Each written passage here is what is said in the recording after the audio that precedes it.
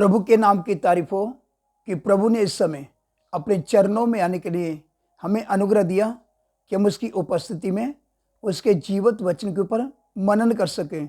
तो आइए परमेश्वर के वचन में से हम पढ़ेंगे 2 पीटर चैप्टर 2 वर्स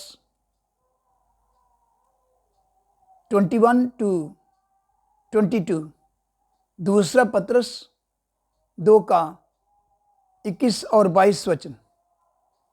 सब ध्यान से सुने, क्योंकि धर्म के मार्ग का ना जानना ही उनके लिए इससे भला होता कि उसे जानकर उस पवित्र आज्ञा से फिर जाते जो उन्हें सौंपी गई थी। उन पर यह कहावत ठीक बैठती है कि कुत्ता अपनी छाट की और नहलाई हुई सूरनी कीचड़ में लेटने के लिए फिर चली जाती है। जो हमने परमेश्वर का वचन पढ़ा है,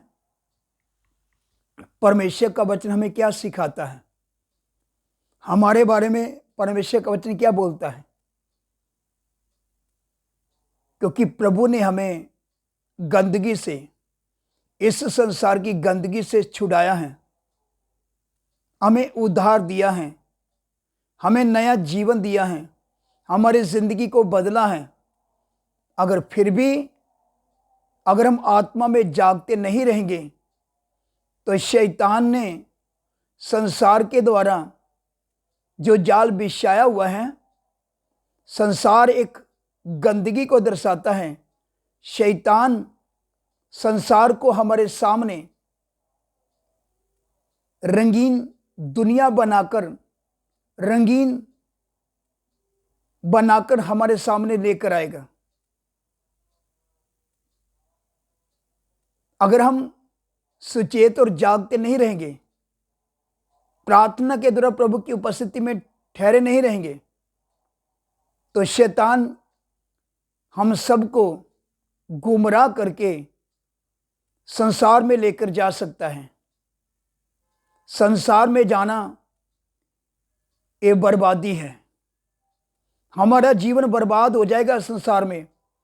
बड़े बड़े सेवक लोगों का, बड़े बड़े विश्वासी लोगों का जीवन बर्बाद हो चुका है।